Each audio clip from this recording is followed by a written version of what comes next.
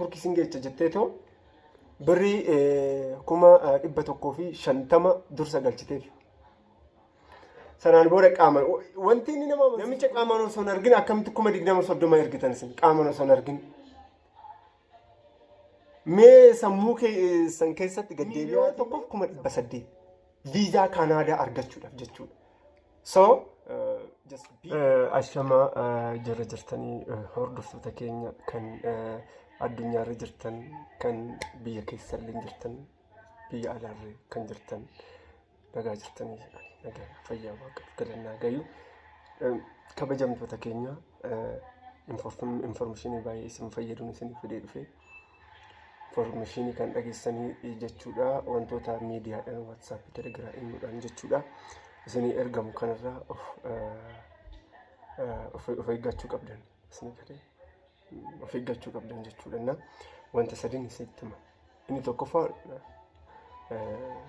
kaleessa moodhiin gaddaa obboleettiin teenya takka naa bilbiltee turteeyyuu himuudhaan jechuudha kar naannoo telegiraama kar naannoo voice sagalii moo akkana kan ergitee turteeyyuu hin dhaggeeffanne voiceen baay'eedha waan ta'eef xiqqoo hin dhaggeeffanne so qaxxaan bilbilee fi mallaan jettee firootawwan jechuun midhaan tokko hin jira telegiraamaan jechuudha kan biyya Kaanaadaa sin geessanaan jedhee qarshii akkanaan irraa fudhatee naan jette biyya Kaanaadaa ilaala kabajamtoota keenya. So biyya Kaanaadaa salphumatti biyya Kaanaadaa hin deeman jechuun baay'ee namatti ulfaata.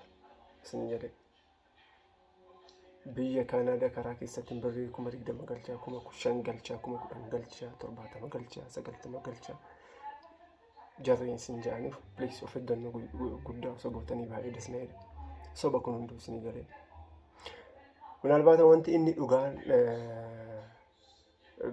jechuudha biyya Arabaa yoo jiraatan biyya Arabaatti dhuftanii ta'u Naayiroobii dhaqxanii ta'u achi jechuudha waraqaa siddatii minaalbaata yoo gaafatan haala saniin jaalama ji'a 3-4 booda isin milkaa'uu danda'a isin galee.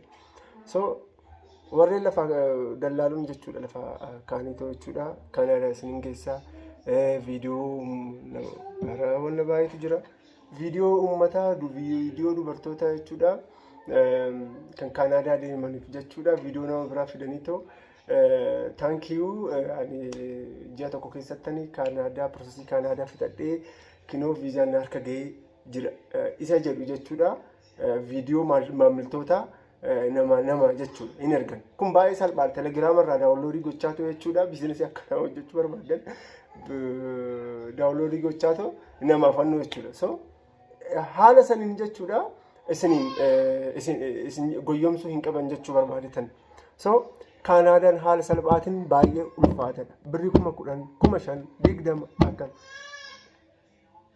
ergaa isin jechaa. So mucayyoon teenya tuni dursa birrii 5,000 erginaan jedhee sanaan booda beengaddamoo bilbilee ta'u 20 ergedee no 20 ergite sanaan booda ammas immoo 50 ergi maallaan jettee obboleettii xiyyaa wajjin mari'annaanii maal taate argaa kee maal taate kun wanta sobaatii even obboleettii ishee waliin wal lolanii ta'u jechuudha obboleettiin ishee irratti bilookii goote. So sanaan booda kun sobaa miti bee obboleettii xiyyaa namni jedhee bakka ishee amansiisuu yaale isinii galee. Sanaan booda isheen bakka kana dhageessite waan birattis bilbiltee ta'u deebitee namicha bilookii gootee jechuudha. Maal jechuu barbaadetanii firootawwan kiyyaa yeroo ammaa kana jechuudha hattuun addunyaa kanarratti baay'atee jira. Of eeggannoo guddaa godhaa. Wanta hin taane especially onlineidhaan qaaman haga nagarratti. Kana qofa isinitti fakkaatee kana qofaa miti dhugaan isiniin jedha obboleettiin teenya takka jechuudha Dubaayaa ta'uu Kwaataraa ta'uu lamaan keessaa tokko achi namitti wajjin wal dubartiidha tun immoo jechuudha turkii singeecha jetteetoo birrii 150 dursa galchiteef. Sanaan booda qaaman wanti inni nama amansiisu kun immoo 150 ogaa galchiteefi booda biyya galte mucayyoon bakka already amma nan deema wanti hundi xumurameera 150 faa kootu qaama walaa agarru mana jettee ta'u mucayyoon biyya Arabaatti dhuftee paaspoortii ishee qabattee deemte. Oga dhaqxee namitti waliin wal arganii biiroo nama wayii jechuudha. Masraa beetii nama wayii keessa teessitoo jechuudha. Maal goote qarshii 150 san isa hafisan jechuudha. Torban tokkoon booda akkana hin deemta jetteenitu 1,500 irraa fudhatte. Paaspoortii irraa fudhatte. Ilaalaa ka. Baay'ee dubartoota dhugaan isin jedha daffi dubartoota biyya Arabaa baay'ee nama gaddisiisa. 1,300 guys. Baay'ee nama gaddisiisu kun baay'ee nama gaddisiisa dhugaan isin jedha. So of eeggannoo isa guddaa gootanii. Sanaan booda mucayyoon tun har'aa boruma bilbiltee har'aa boru ji'a tokkoon booda qaxxitaa karaa biiroo dhaqxe. Biiroon sun cufamee jira. Biiroon bakka stiikariin irratti laxxafamee baga nagaan dhuftanii isa jedhu biyya Awurooppaa mana jedhu sun bareetoo gonguma biiroon cufamee jira. So maal jechuu barbaadetanii sanaan booda bilbillis irratti cufamee qarshii qabdu naannoo 300 nyaatamtee anallee jechuudha. Maaloo namitti tana normaalii naa beeksisii naa gaallatii kara seeratti ani hin danda'u sababni isaatiin chaanaalii kiyya warreen hordofannoo warreen biyya dubartoota biyya Arabaa fi biyya alaati. Chaanaalii kiyya kan hordofu parsantii tokko moo parsantii lama akkana dhugaan isin jedha. Itoophiyaa keessa taa'eetu jechuudha.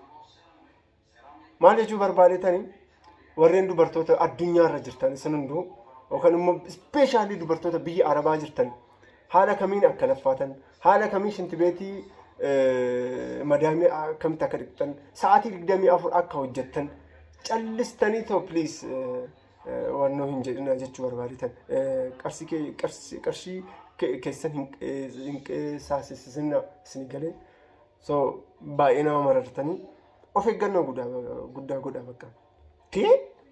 Namicha qaamaan osoo hin argin akkamitti 2030 ergitan isin qaamaan osoo hin argin.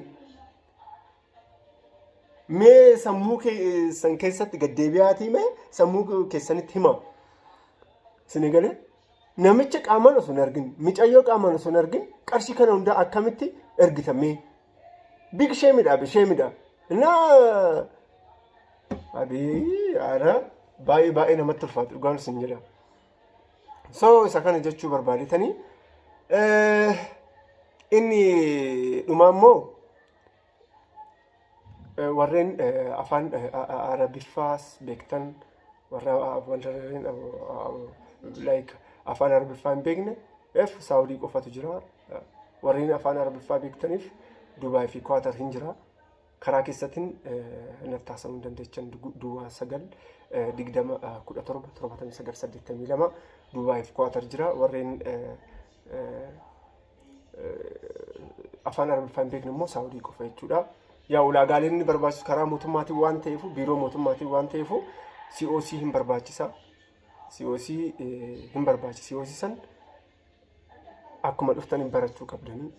Even warreen afaan Arabiffaa beektanillee biyya Arabaa biraa deemtanii deebitanii Dubaay deemuu barbaaddan dubartoonni tokko maal naan jaanii ani biyya Arabaa dhaqee tan dhufe biyyan COC maal naan godhaa minamina obboleettiiti kana mootummaatu hundeesse.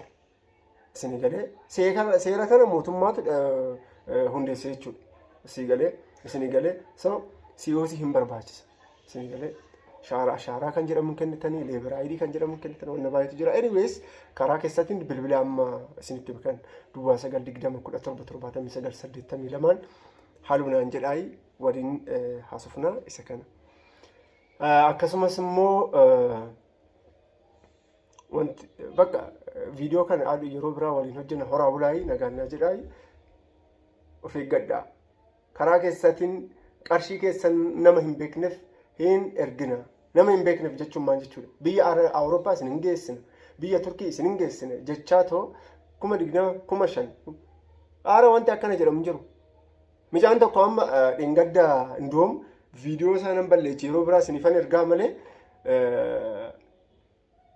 Keeniyaa ijoollee Booranaa ture. Keeniyaa achi Booranarraa Keeniyaa dhaqee too ji'a 4 moo akkana taa'ee too viizaa waggaa tokko rukutamee paaspoortii isaa viizaan Kaanaadaa paaspoortii isaa irratti So qarshii meeqan fixanaan jedhe miiliyoona tokkoof 800 isinii galee miiliyoona tokkoof 800 viizaa Kanaadaa argachuudhaaf jechuudha. So just be taker of eeggadhaai birrii 5,000 miti. Inta saakkaa'u baay'ee ulfaataadha. Isaayyuu biyya Itoophiyaa keessa teessanii osoo hin ta'in kan isin inta saakkaa'u biyya kan Keeniyaa dhaqxaniiti. So qarshii keessaniin qisaasessinaa of eeggadhaai qarshii kana akkamitti haala kamiin akka argattan lifaatii meeqan akka argattan deebi'aati sammuu keessan keessatti yaadaa horaa bulaay warreen chaanaalii kana haaraa taatan subscribe share like godhaa baay'een isin jaalladha.